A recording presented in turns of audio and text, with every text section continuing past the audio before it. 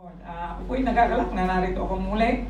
And for our meditation today, tunghayan po natin ang salita ng Panginoon sa Daniel chapter 6. Now, mahaba po masyado yung Daniel chapter 6. And so I will just be reading from verse 1 to 4. Ito po ang sinasabi ng salita ng Panginoon.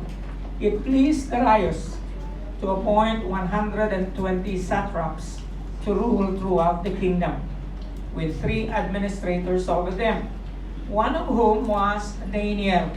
The satraps were made accountable to them so that the king might not suffer loss. Now Daniel so distinguished himself among the administrators and the satraps by his exceptional qualities that the king planned to set him over the whole kingdom. At this, the administrators and the satraps tried to find grounds for charges against Daniel in his conduct of government affairs.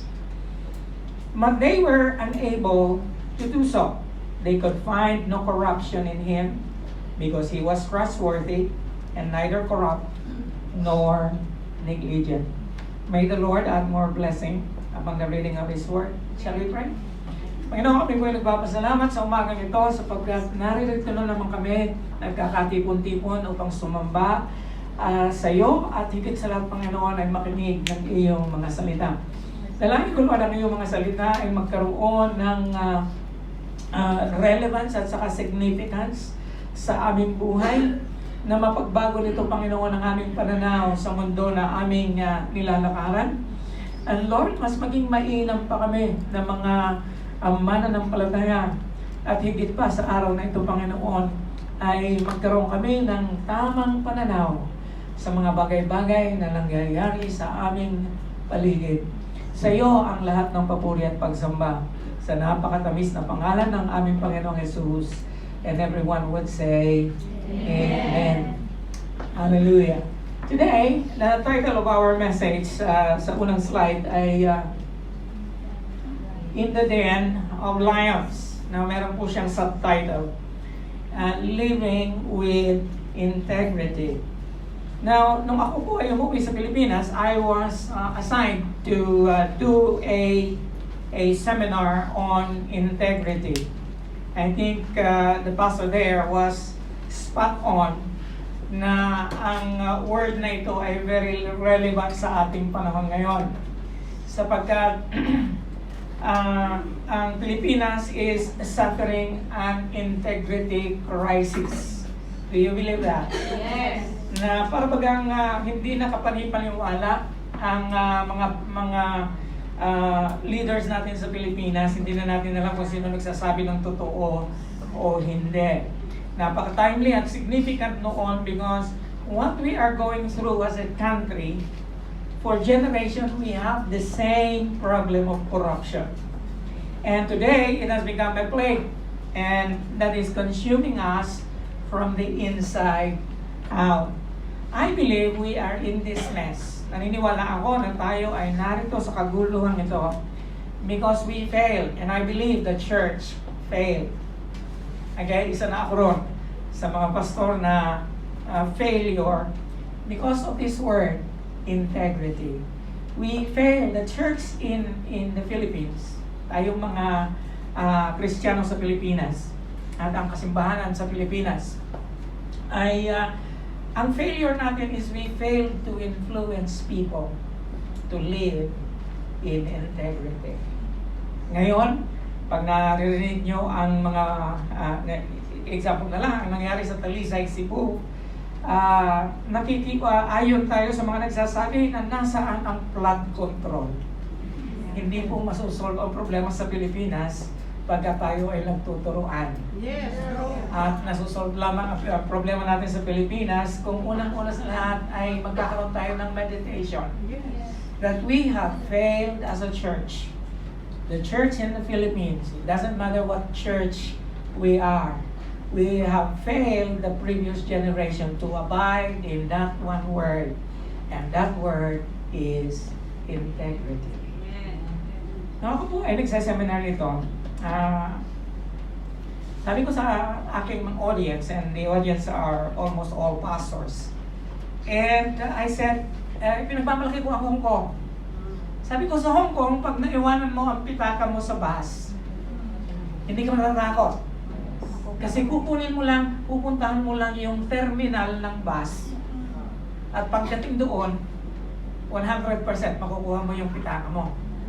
Naiwanan mo ang bag mo, naiwanan mo kahit nga umbrella ay maiwanan mo sa ibabaw ng restaurant, sa ibabaw ng o sa tabi ng pinagkailan mo, makukuha mo pa rin yung iyong payong. Pupunta ka lang doon sa management at nandun yung payong mo. Sa Pilipinas, kahit nung iwanan mo, wala na. And habang sinasabi ko ito, nagtatawanan ang aking audience. Nagtatawanan silang lahat. And ako naman, hindi ko mawari ang damdamin ko kasi hindi dapat gano'n.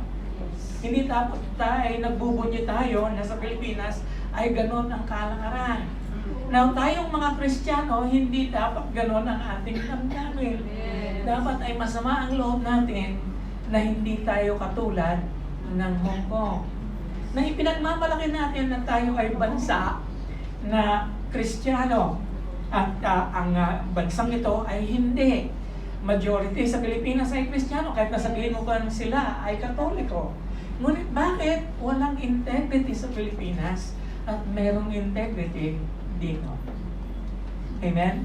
Yan po ang ating magiging mensahe ngayon. Alam nyo, integrity is defined in sa dictionary. Ang integrity po is defined like this. It is a steadfast adherence to a moral or ethical code. Ito raw ang pananatili na sumusunod sa moral o ethical na panuntuan regardless of circumstances or challenges. Hindi nagbabago, may consistency. Amen? Hallelujah. Alam niyo, yung word na integrity, napakaraming meanings eh. Tinawag ko siya na compound word because nung tinignan ko siya sa dictionary, Bible dictionary, napakarami niyang sinabi doon. Unang-una sa lahat, soundness. Ano yun? Completeness, wholeness. Yung sunod, naintindihan ko, trustworthiness, na pagkakatiwalaan. Kung ikaw ay may integrity, mapagkakatiwalaan ka. And then you are upright, matarong sa Bisaya, matuwid sa Tagalog. Perfection. And then another word that is very close to integrity is sincerity. Ikaw ay matapat, sincere, truthful, nagsasabi ng totoo, pure heart. And then the word honest. Para bang nabura na sa dictionary ng Filipino, ang lalong-lalo ng Kongreso, ang word na honest. Parang wala ka nang makitang honest ngayon sa bansa natin. Genuine. Meron ba bang genuine ngayon? And yet, integrity is something that if we will not have integrity, all the other virtues would fall. Amen? Si Billy Graham, sabi ni Billy Graham, integrity means that we are trustworthy and dependable and our character is above reproach. Now, integrity is not the fruit of is not linked to the fruit of the Holy Spirit. Hindi mo siya makikita sa fruit of the Holy Spirit, the 9 fruits. And yet, integrity is the result of the fruit of the Spirit. Okay? It is the sum total of all those fruits. Integrity is a virtue that can happen overnight. Yung integrity, hindi mo siya pwede na ngayon, bukas may integrity ka kaagad. No. Hallelujah. In fact, integrity is a virtue in progress. Yun po ay nino-nurture, pinag-aaralan, sinusunod. And it does not happen overnight. In fact, ginawa ko siya ng maliit na definition sa aking sarili. Parang ang integrity ay isang insurance. Ang insurance, you have to pay the premium of righteousness over time. Amen? Pagka consistent ka na nagbabayad ng premium ng righteousness over time. Pag dumating ang panahon na mag-mature yung insurance na yon, you have integrity. Amen? Hallelujah. Di ba ako nagsisimula? Okay? Another guy, and I look up to this guy. This guy is John Maxwell. Sabi niya, image is what people think we are. Okay? Yung pamimihis mo, pananalita mo, the way you act is image.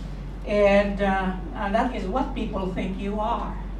And yet integrity is what we really are. One of the quote of this guy, John Maxwell, about leadership, because he's a leadership guru. Sabi niya, leadership is influence. Now, para sa akin, I beg to disagree. Because without integrity, you cannot influence anyone. Okay? Para sa akin, leadership is integrity. Amen? You lead people because they trust you, and they trust you because of your integrity. Amen? Bakit susunod ang tao kung mayroong integrity? Amen? Hallelujah. And so, today, we're going to talk about that. Living with integrity and in the den of lions. Alam niyo yung Daniel in the den of lions. Maliit pa ako, tinuturo na yan sa Sunday school ng mga bata or sa DBBS namin noon. And very iconic na sa akin si Daniel, nakasama ng mga leon. Okay? Alam niyo, it is a great challenge to be in integrity or to live with integrity because there are lions around us. And that is what I'm going to talk about. Now, there are 4 things I want to share to you about living in integrity. Number 1, living in integrity is the key to achievement.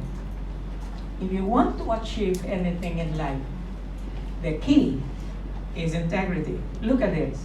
Now, Daniel was so distinguished himself among the administrators and the satraps by his exceptional qualities.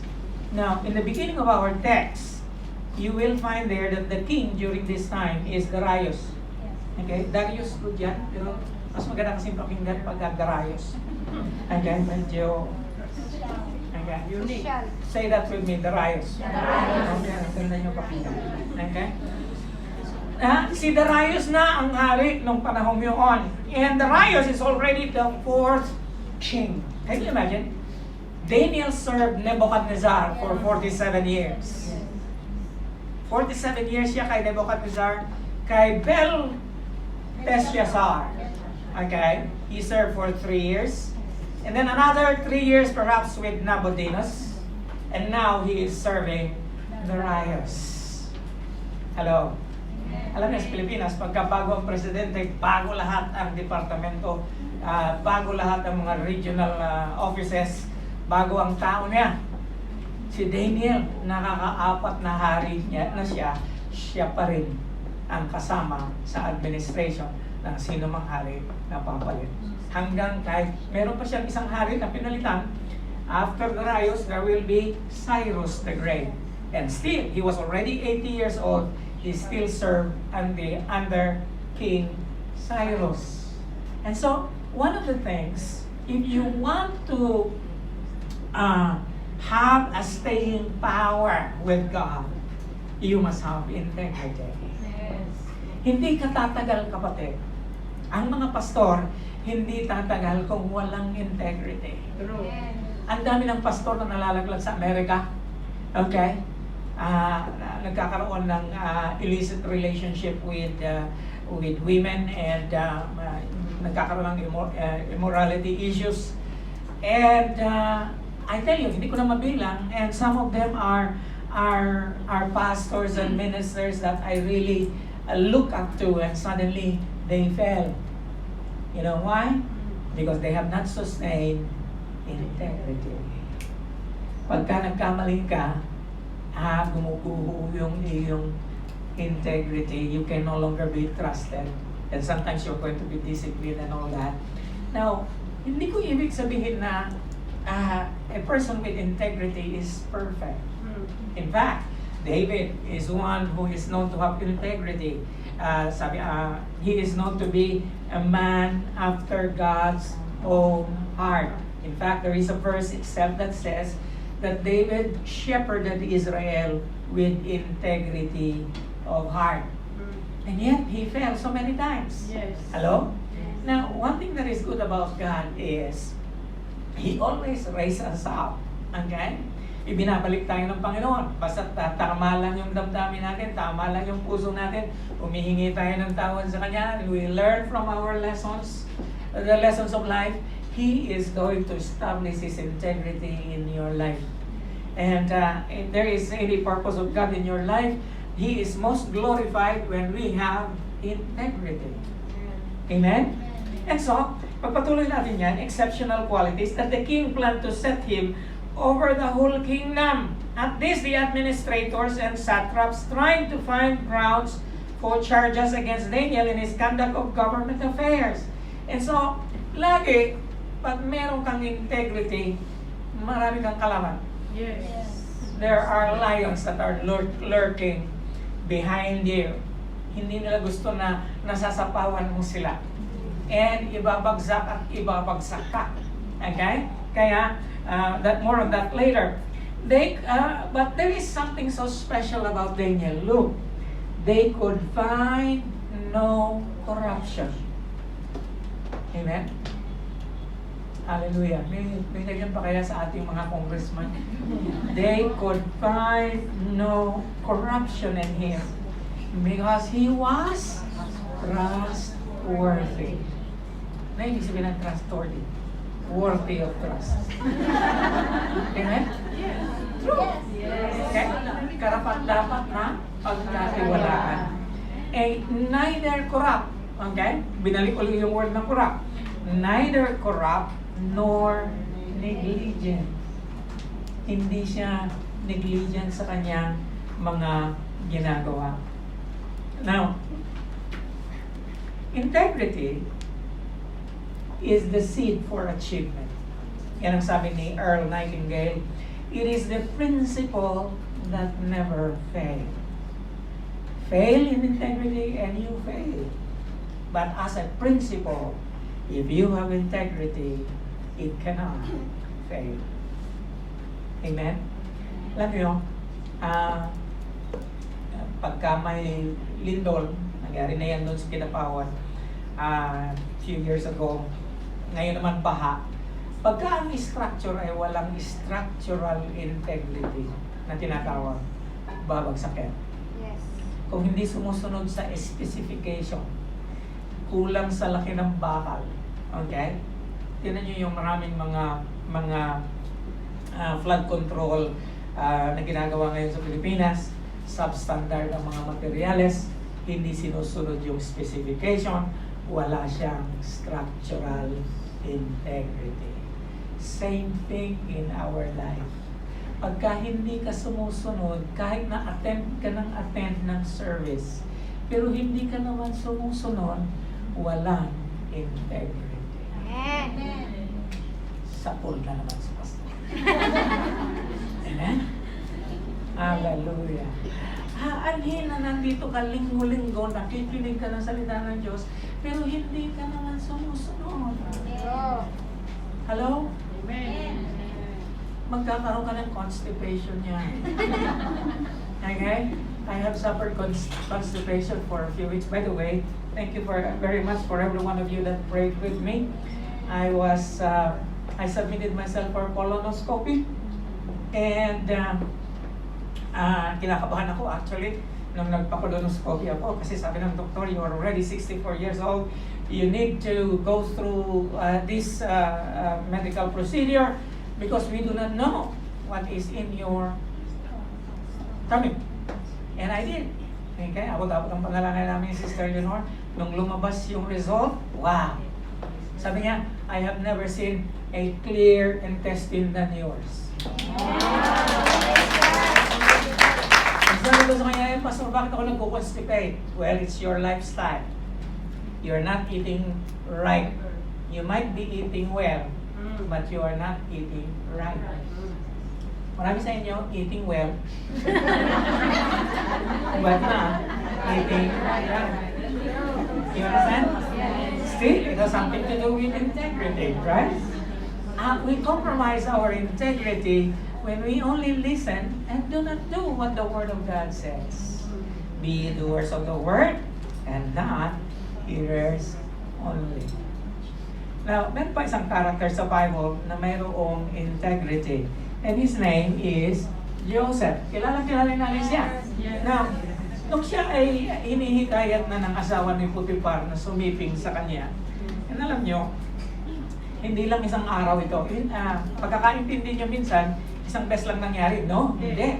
Paulit-ulit siyang hinihikayat ng asawa ni Potiphar. And isang beses, talagang hinawakan na siya. Eh, ganito ang sinabi niya, "No one is greater in this house than I am. My master has withheld nothing from me except you, because you are his wife. Okay, how then could I do such a wicked thing and sin against your husband?" No, hindi yun ang sinabi niya. Against God. Hello? And so, one of the things that will help you in integrity is the fear of God. Malalaman mo na ang isang tao ay walang integrity dahil wala siyang takot sa Diyos. Yes. Ang mga congressman natin sa Pilipinas walang takot sa Diyos. Ngunit darating at darating ang reckoning. Darating at darating ang parusa. If not in this life, in the life to come. Hello? And so, dapat katakutan natin ng Diyos. Because there is a God that is righteous. There is a God that is a God of judgment. And dahil si Joseph ay may integrity, sabi niya, bakit ako gagawa ng isang bagay na ito at magkakasala ako sa aking Diyos? Okay?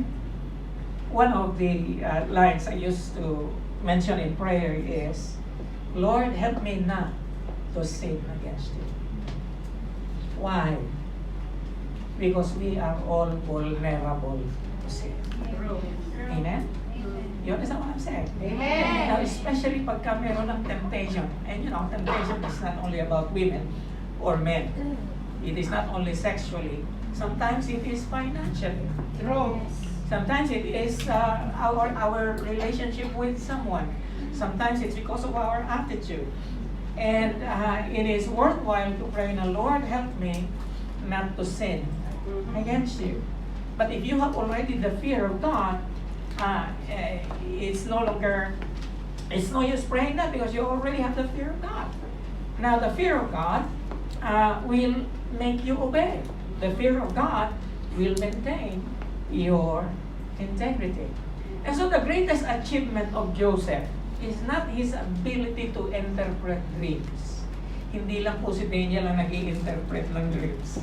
Si Joseph din, meron din siyang gift na ganoon. But that is not his greatest achievement, nor his rise to be the prime minister of Egypt, the second in command, during those famine times, or his wisdom and intellect. That is not the greatest achievement. All of these achievements do not matter without integrity. Amen. Kahit na gano'ng kapakadunong kapatid, kahit na gano'ng kapakaganda, tingin ka ng tingin sa salamin. Okay? Kahit na gano'ng kapakadunong, kung wala kang integrity, it's nothing. Useless. Amen? Amen. Hallelujah. And therefore, we can conclude that success without integrity is failure. Katulad ng mga congressman natin. Tingnan nyo, ha? Ang maging congressman ng Pilipinas ay isang tanyag na posisyon sa government. They receive, I think, 250,000 a month as their salary. And that is sisiyo when it comes to their allowances and, pag titingnan mo, i-google mo kung magkano tinatanggap ng isang congressman. Plus yung kanilang mga perks. Almost 500,000 every month. You understand? And yet, sabi dito, para sa maraming Pilipino, that is a definition of success. But it is not. Because success without integrity is failure. It's time that we see things in a different eyeglass or in a different vision or a perspective. Mga kapatid, minsan ay naiingit tayo, minsan ay gusto nating maging ganun din. Kinokondem natin sila ngayon, ngunit kung tayo ang nasa ganung pagkakataon, hindi kaya gagawin mo rin yun? You understand? Yes. Hindi kaya gagawin mo rin ang gagawin nila kung ikaw ang naandun sa posisyon yun? Okay? And so my friends, let us be careful. So, the key to advancement, God is going to raise you up. Yes. And the measurement is integrity. In fact, lagi kong sinasabi ito sa inyo. Pag hindi ka mapagkakatiwalaan ng Panginoon sa maliit na bagay, pagkakatiwalaan ka kaya niya sa mas malaking bagay. Understand? Yes. I tell you, subok mo na ang Panginoon.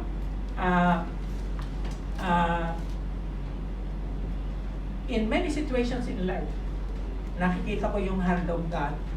Basta't mayroon ka lang integrity, the Lord is going to lift you up. Okay? And ang pamamaraan ng tao, hindi pamamaraan ng Diyos. Okay? This brings us to the second. Are you still with me? Amen. Medyo mahaba tayo. Okay? Now, in living with integrity, we need to beware of the eye of the malevolent. Okay? Ano yung malevolent?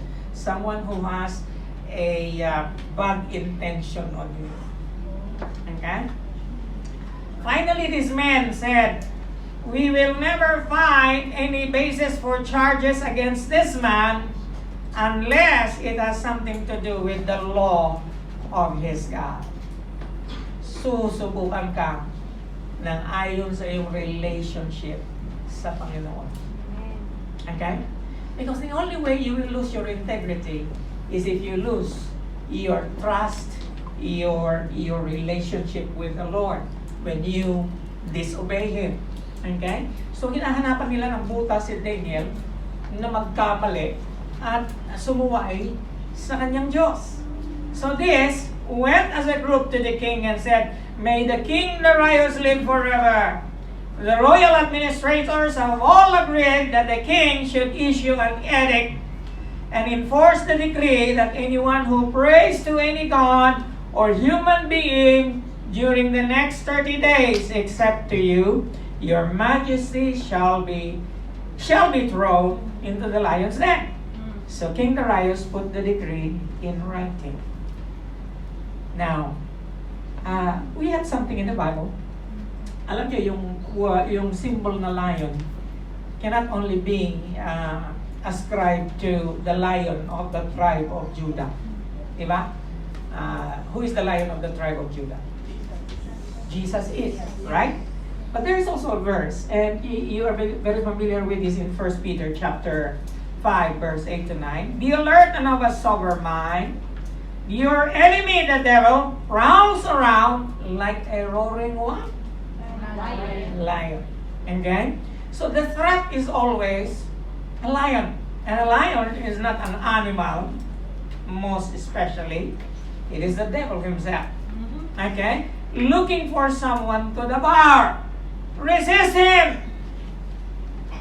Standing firm in the faith, because you know that the family of believers throughout the world is undergoing the same kind of suffering.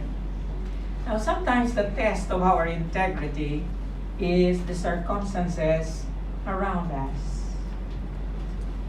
Your employer might be your liar.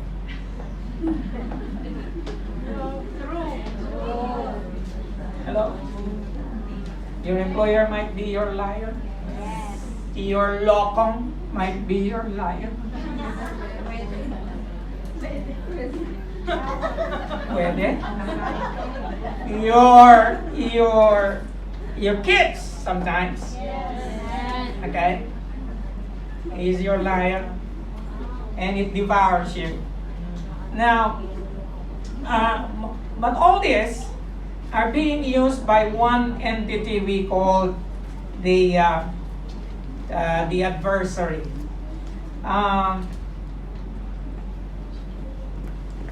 In the Living Version, sa Proverbs 29:10, sabi po dyan, bloodthirsty people hate a man of integrity. Be it in the workplace, be it in your spiritual life. Someone will be against you when you live in integrity. Amen? And sometimes we are not very sensitive to this. Pakiramdam natin tayo, api na. Yes. Nakita niyo ba si Daniel? Pakiramdam ba niya, aping-api na siya? Okay? More on that later. Hindi siya nagpi-play victim. Kung ikaw ay nagmamature sa Panginoon, there is no time to play victim. Yes. You know already that you are bound to be persecuted. Whether by someone who is physical or spiritual. There is always persecution, kapatid. And it's about time now we step up our faith and hindi na tayo nagugulat na nangyayari ang mga bagay-bagay na ito sa buhay namin. Hindi na ako nagulat na I was suffering for 1 month of constipation. Hallelujah. Alam mo yung hindi ka makapagbawas kung wala kang laxative. You understand? Minsan, ang sinasabi niya, kasi nga, 64 na ako. Natural na ito sa akin. No, I do not buy that. There is something spiritual at work. You know why? Because bago ako umalis dito sa Hong Kong, I am going to do, it is the most hectic 2 weeks of my life. I preached 6 times in 2 weeks. One, a seminar that lasted for 3 hours. And remember, I asked you to pray for me because I was there. Ako ang sunod na speaker sa umaga. There is one speaker in the morning, one speaker in the afternoon. And in the afternoon, I have to stay for 3 hours. And I feel very bad in my belly. I asked you for prayer, and suddenly, nung masakit pa rin ang tiyan ko, pag-akyat ko dun sa entablado, nawala siya. Now, something hallelujah. Yes.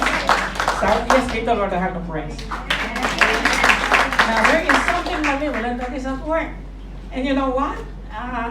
We had a wonderful time together, question and answer, and wow, I felt good. Amen? Hallelujah. My friends, now, that in 2024, there is a research company, research entity in the United States. The name is Chapman University. It's a university. And they made a survey of the top 10 fears in America today. So 2024 ito, last year lang. Now, magugulat kayo. First 4 lang ang babanggitin ko. Number 1, the number 1 fear of the American people in America today is, you won't guess it, corrupt government official. Yes. So hindi lang pala Pilipinas. Sa US din, alam mo ilang percent ang nag-vote na yun ang kinatatakutan nila? 65% of Americans today fear that number 1 fear nila is corrupt government official. Number 2, loved ones getting sick. Number 3, cyber terrorism. Number 4, not having enough money in the future. Katulad ng marami sa inyo. Not having much money in the future. We all have these fears. But you know what? These are lions in our lives. But if you have integrity, nakita niyo yung picture kanina sa ano natin, sa slides. Nakatiyalikod si Daniel, parang wala siyang iniintindi. Diba? Yung mga lions is all there. Okay? There must be 12 lions there. And he is not afraid. Amen? Hindi siya nagkakakawak. Okay? Hallelujah. Hindi siya nagpapanik. Why? Because he is a man of integrity.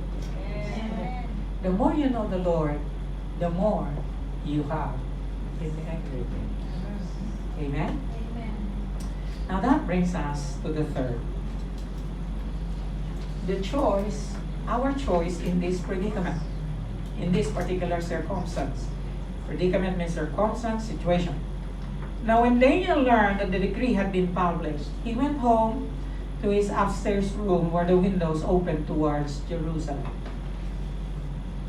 3 times a day he got down on his knees and prayed, giving thanks to his God just as he had done before. Then this man went to the king and spoke, "Did you not publish a decree that during the next 30 days, anyone who prays to any god or human being except to you, your majesty, would be thrown into the lion's den? Daniel, who is one of the exiles from Judah, pays no attention to you, your majesty. He still prays 3 times a day." Again, alam niyo, minsan pagka natatakot tayo, nagbabago ang routine natin. Okay? Alam niyo, sa bahay, one of my fears is, babalik ko dito sa Hong Kong na walang kasama si Sister Leonor. And that's another miracle that, maybe a small miracle or all miracles of God are great. Kung kailan hindi kami nag-advertise, saka may pumunta sa bahay. Nag-apply, sabi niya, narinig ko, nangangailangan kayo ng katulong, and so we immediately hired her.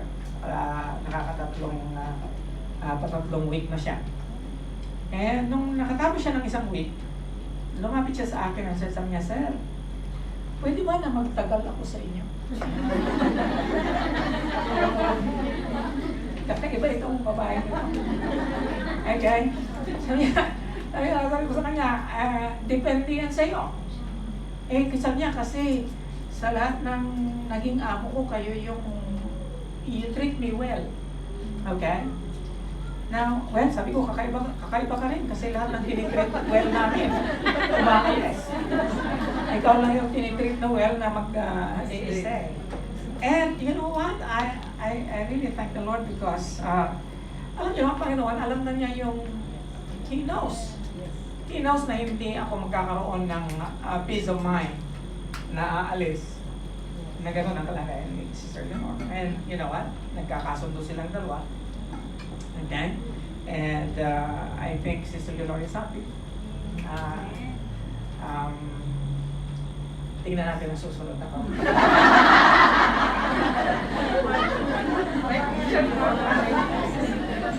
Now look here.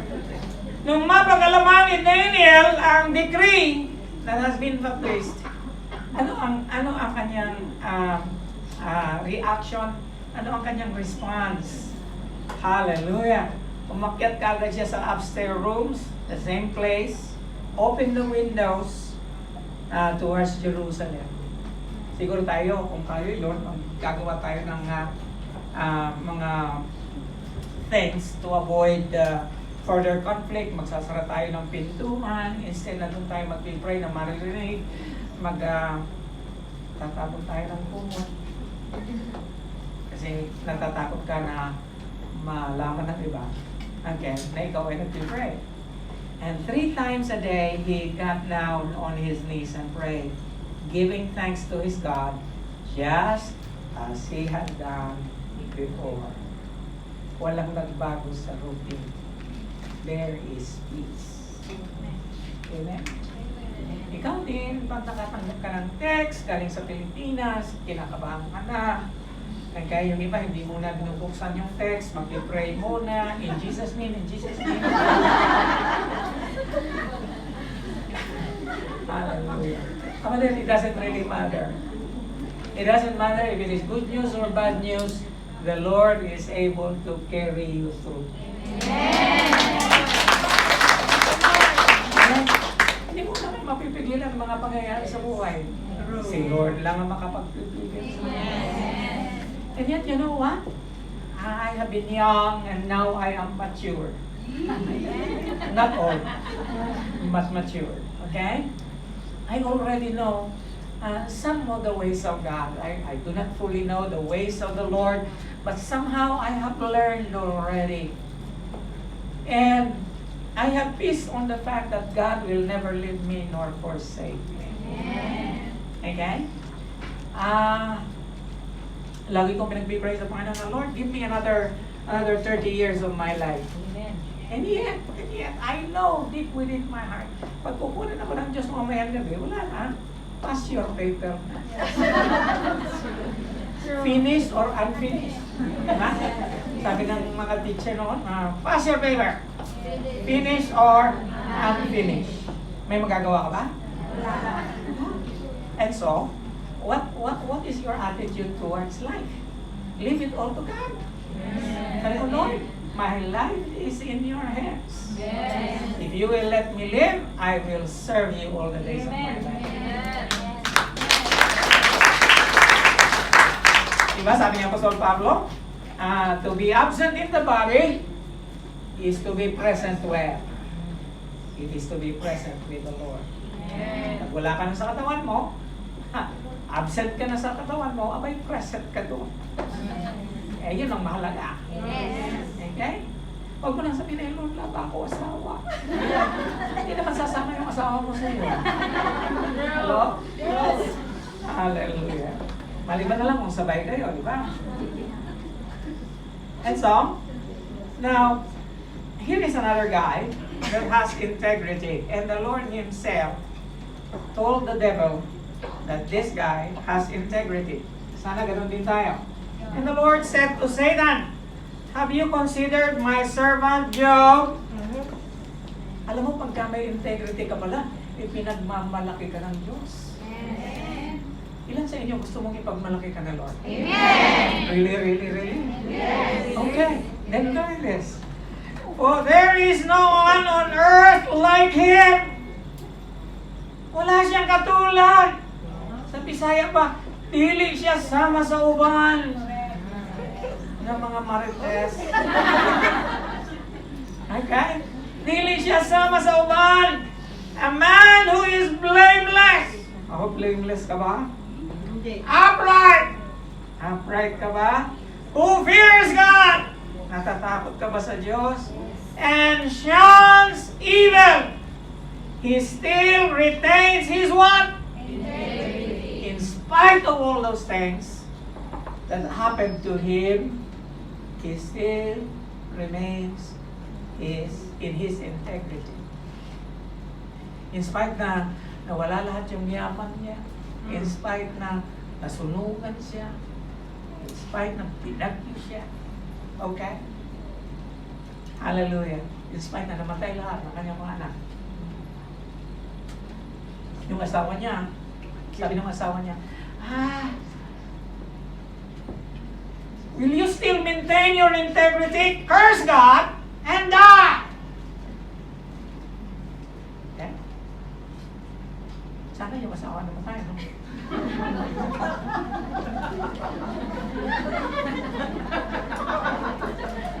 Hallelujah. So, who fears God and shuns evil, he still retains his integrity, even though you incited me against him to ruin him without a cause. Now, of course, you all understand it was a test, it was a trial. It was God's hand that allowed Job to suffer the things that he did. Now, you and I, sabi po ni Chuck Colson, sabi niya, we must be the same person in private and in public. Okay? Kung sino ka, na wala kang kasama, yung ka rin kung ikaw ay nasa madla. Only the Christian worldview gives us the basis for this kind of Integrity. Mahilig ako sa survey. So may survey naman ako ipapakita sa inyo. Integrity is a choice. There was a question in a survey na 2/3 of Americans would do one of the following if they were given $10 million. So, consider na ikaw yun. Bibigyan kita ng 10 million Hong Kong dollars. Okay? Thank you. Now, bibigyan kita ng $10 million kung willing ka na gawin ito. Number 1, you will abandon your entire family. Really? Kasi wala pa sa kamay mo yung 10 million. Pero kung may $10 million ka ngayon, wow, that is 75 billion pesos na sa Pilipinas. Okay? Kaya ingat ka sa pagsagot. 25% of Americans said, yes, I will abandon my entire family for $10 million. Kasi nga yung picture nila. Pangalawa, I will give you $10 million if you will abandon the church.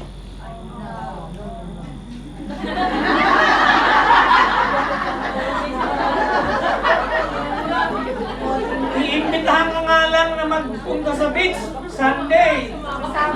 Sumasama ka, 10 million pa. True. Hello? Ngayon ko marami magsasabihin ko, yes. Bibigyan kita ng 10 million. Iwanan mo ang asawa mo.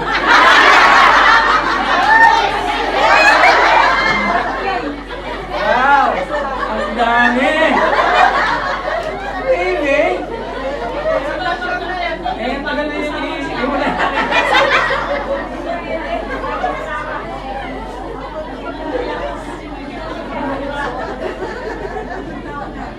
Do you know how many percent will leave their spouse for 10 million? 16%. 16. Okay, another thing, I'll give you 10 million, but you are going to put your children for adoption.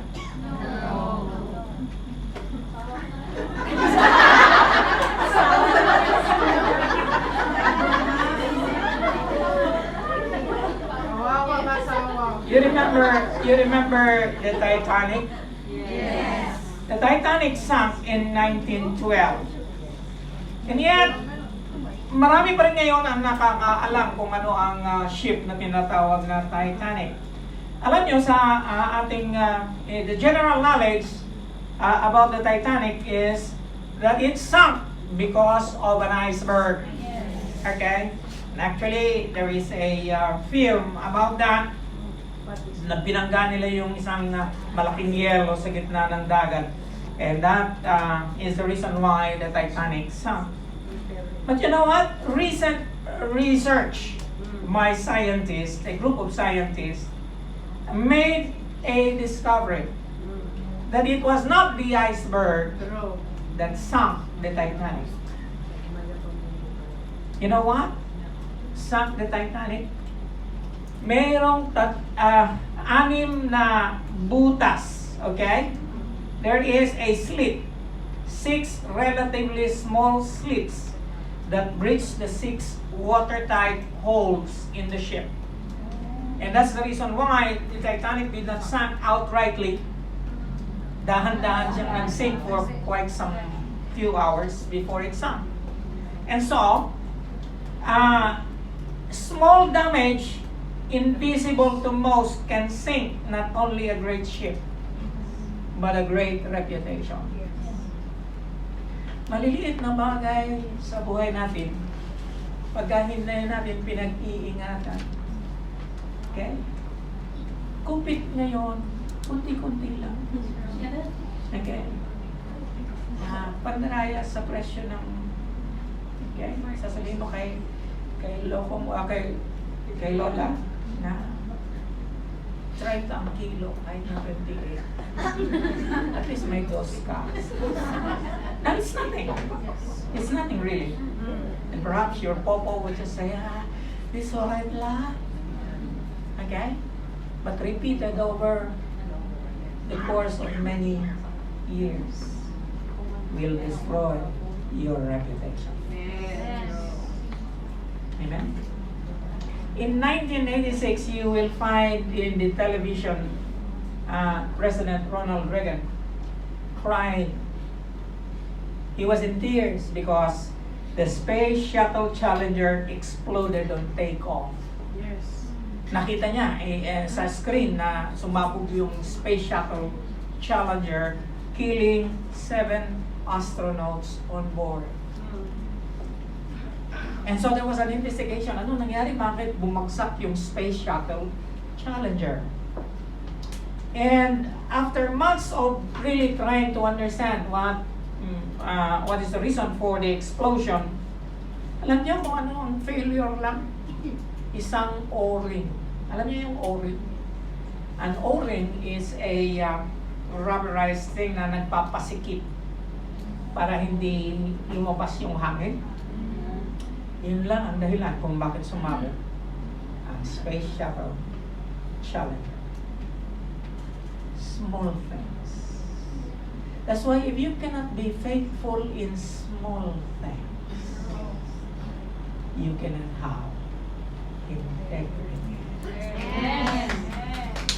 Right? Amen? We need to be faithful in small things. Si Lord lagi nasa small things eh. Kasi sabi nga, kung hindi kita mapagkakatiwalaan, sa magkano sahod mo ngayon? 5,000? Ang ibig, parang pagpalagay na lang 5,000 Hong Kong dollars ang sahod mo ngayon. Pag hindi ka mapagkatiwalaan ng Diyos sa 5,000 dolyar, pagkakatiwalaan ka kaya niya sa 10. No. Cannot. Amen? Hallelujah. Alam niyo, nung una lagi ko nababanggit ito sa inyo kasi nga, I want to challenge you.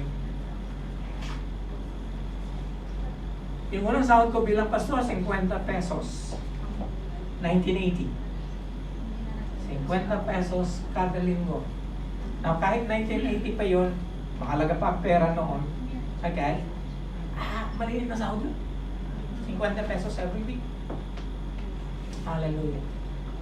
But then again, since that very time na nagsahod ako, hanggang ngayon, I never missed tithing in my life. Amen. Never. You know what? From 50 pesos, you multiply that by several thousands today. Amen? Amen. Kung mapagkakatiwalaan ka ng Panginoon sa 50 pesos, pagkakatiwalaan ka niya sa libo-libong dolyar. Amen. Hello? Eto na naman si Pastor. Hey, kapatid. Hallelujah. Mabibigay ka sa akin. Amen? Amen. Hallelujah.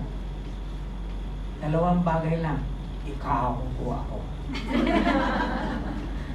Puso ko.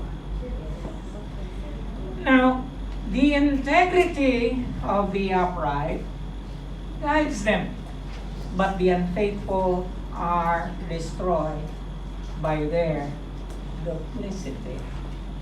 Ano yung duplicity? Duplikara. Okay? Pagka raw ikaw ay unfaithful, then you are meron kang duplicity. Okay? So, the integrity of the upright will guide them. Minsan hindi mo alam eh. Ang alam ko lang, ito ang sinabi ng Panginoon, kahit na kontra sa circumstances ng buhay, pero ito ang sinabi ng Panginoon. Pag ginawa mo yun, isa lang ang ibig sabihin nun, nagtitiwala ka sa Kanya. At pag nagtitiwala ka sa Kanya, igagahit ka niya. That is faith. You understand? And so, hindi ka dapat natatakot. Okay? Hindi ka dapat na nagkakaroon ng pagdadalawang isip. No. The Lord is going to guide you. And isang bagay pa, hindi ka malulugi. Amen. Now, very recently, you understand that di namin may pinahahayag sa inyo. Ngunit alam nyo, dahil sa financial report natin in the last annual report natin, na we are facing some financial challenges. Now, one of the things that I felt a conviction was, sabi ko, because the church is facing a financial challenge, I will not collect my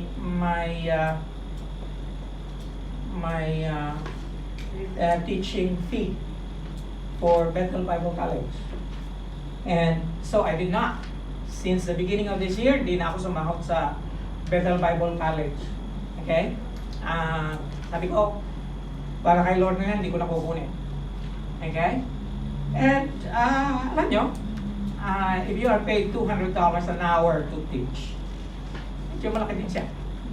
Okay? And hindi ako nagdalawang isip. Sabi ko, ito yung damdamin ko para sa Panginoon. Hindi ako malulugi. The Lord is going to repay me. Amen. Now, hindi ba ako tapos?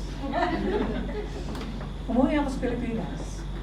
I was, pag nag-i-speak ako sa church, I do not expect to be paid. Okay?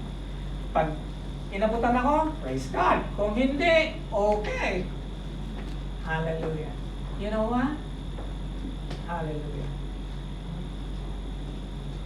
Hindi ko sasabihin sa inyo. Nag-expect sa inyo.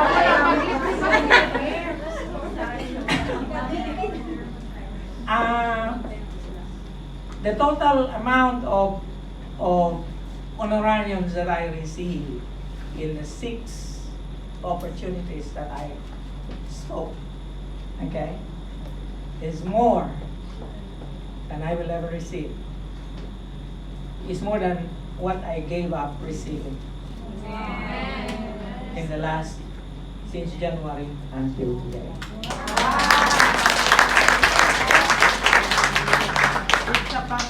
So kayo na mag-multiply. Anyway, hindi po ako nagmamalaki. I want to teach you a principle. Huwag kayo natatakot sa tithing. Huwag kayo natatakot pagpili sa Panginoon. Bakit hindi ba siya makapangyarihan? Amen. Hello? Yes.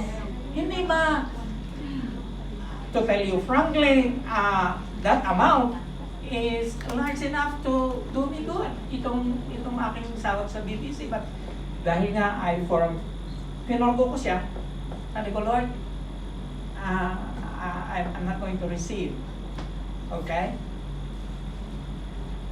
Hallelujah. Nabayaran ang aking pamasahe po papunta sa Pilipinas at pabalik. Nabayaran ko ang aking colonoscopy, which is 20,000.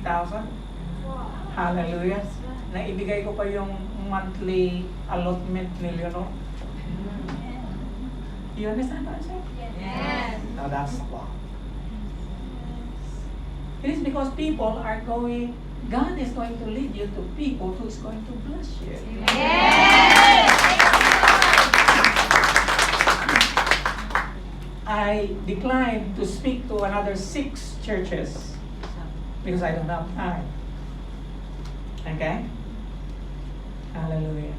Mga kapatid, if you live in integrity, the integrity of the upright is going to guide you. But the unfaithful, those who do not, kayo rin. Okay? Ikaw din. Sabi sa katabi mo, ikaw din. Number 4. Last na. Sabihin mo sa katabi mo, last na. The hand, ang kamay ng makapangyarihan sa lahat.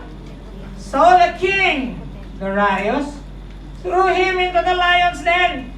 The king said, "May your God whom you serve continually rescue you." Can you imagine that? Yung hari na nagtapon sa kanya doon sa lion's den, Yun pa ang parang nangihinayang, sabi niya, Daniel, sana ang Diyos na iyong sinasamba ay iligtas ka na. Even your enemies, sabi ng salita ng Panginoon, even your enemies will be disposed towards you. Okay? At the first sight of dawn, hindi siya nakatulog. Pag bukang liwayway, the king got up and hurried. Daniel, servant of the Most High God, living God, has your God whom you serve continually been able to rescue you from the lions den? From the lions. Daniel answered, may the king live forever. Hallelujah. God sent his angel, my God sent his angel, and he shut the mouths of lions. They have not hurt me because I was found innocent. Nor have I ever done any wrong before you, your majesty. The king was overjoyed and gave orders to lift Daniel out of the den. No wound was found on him because he had trusted in his God. Hallelujah. Alam nyo, faith is not because you know that God will deliver you. Okay, let me be clear about that.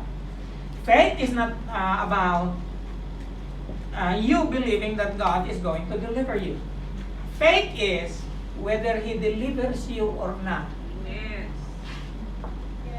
Okay? Yun eh. Yun yung pananampalataya na kung ikaw ay ililigtas ng Diyos o hindi, mananatili ka sa Kanya. Kasi may mga katuruan ngayon, basta ililigtas ka lagi ni Lord. Eh, paano kung hindi? Pagagalangin ka lagi. Eh, paano kung hindi? Di ba? Di ba nung itinapon si Shadrach, Meshach, at saka si Abednego? Itinapon sila dun sa, ano ngayon? Sa burning furnace, yes. Sa burning furnace, nung itinapon sila doon, bago sila itinapon, sabi nung tatlo, si Shadrach, si Meshach, at saka si Abednego, O King, whether God is going to deliver us or not, we are not going to worship any other God. That is faith. Amen? Amen. Alam nyo, sa Talisay, hindi lang ang lahat ng mga kawatan ng nawalan ng bahay. Kahit mga Kristiyano, nawalan ng bahay. You understand? Hindi namimili yan. Uy, taga-Assemblies of God ito. Links natin yung school. Amen? You understand what I'm saying? But one thing I know, whether God is going to deliver us or not, He will never leave us nor forsake us. Yes. Yes. Amen? A man of integrity does not hope for deliverance. A man of integrity believes that God is able to deliver. And whether He delivers or not, it is okay. Amen? Kasi gusto natin lagi magaling tayo kaagad, magkaroon tayo kaagad ng mapapangasawa, bukas kaagad, ngayon kaagad. Paano kung hindi? Will you still serve God kung ikaw ay 60 na hindi ka na nakapag-asawa? You will still serve God? Dapat lang. Yes. Malapit na nga eh. Kasi yun ang kalooban ng Panginoon. Yes. Yan ang sinabi ni Oswald Chambers. Faith for my deliverance is not faith in God. Faith means whether I am visibly delivered or not, I will stick to my belief that God is love. That He loves me. Okay?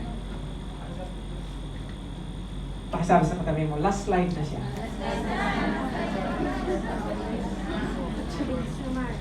And this is something. Whoever walks in integrity, you are secured. Okay?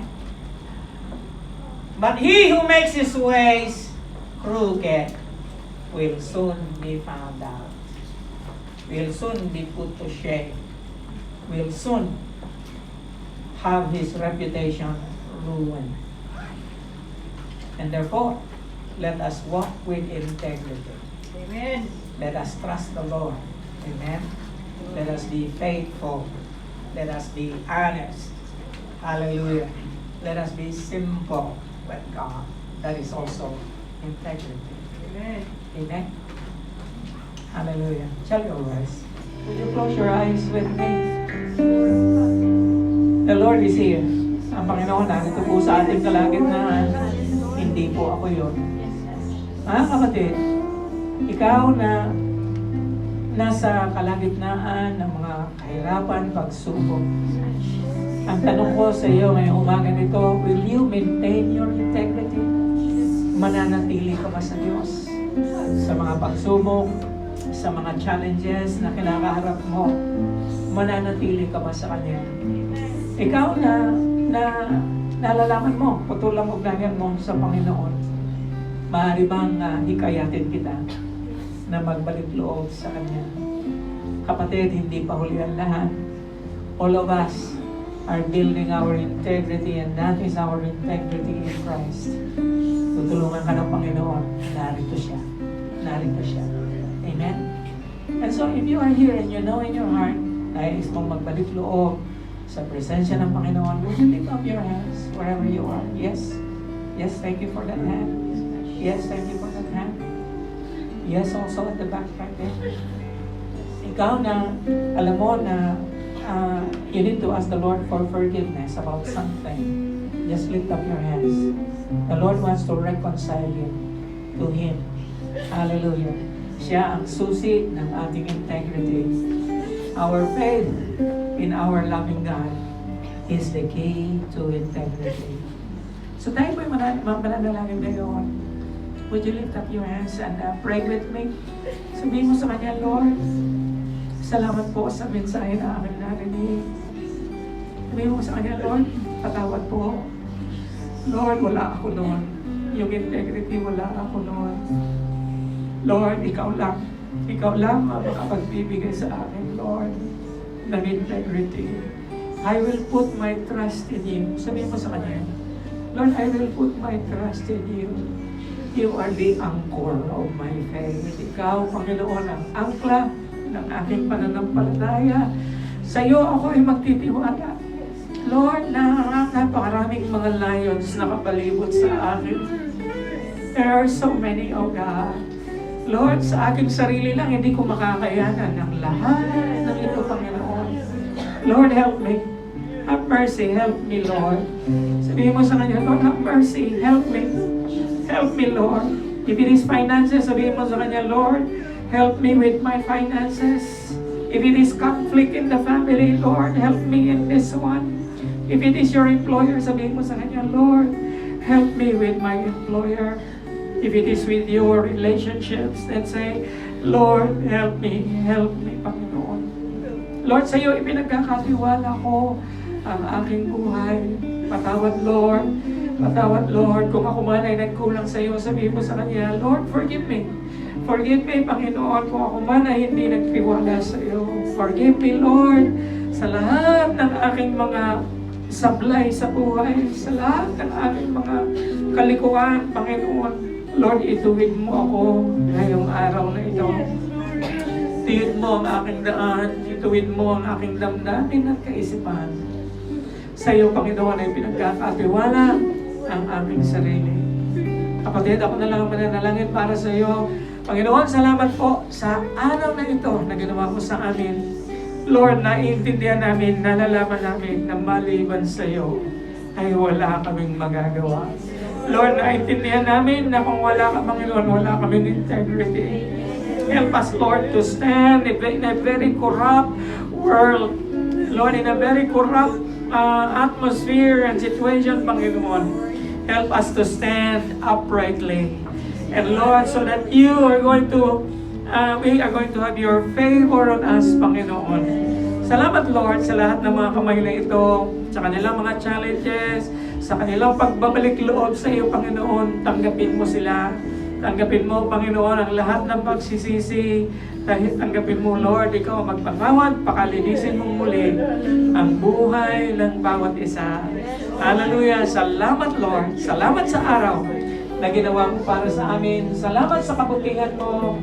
Salamat sa banal na spirito na kumikilos sa buhay ng bawat isa. Purihin natin ang Panginoon. Hallelujah. Lord, we bless your name. Lord, we thank you. Lord, we honor you. Lord, you are good. And your mercy endures forever. Your mercy endures forever. Salamat sa araw na ginawa mo para sa amin. Sa iyo, ang lahat ng papuri at pagsamba sa napakatamis na pangalan ng aming Panginoong Hesus.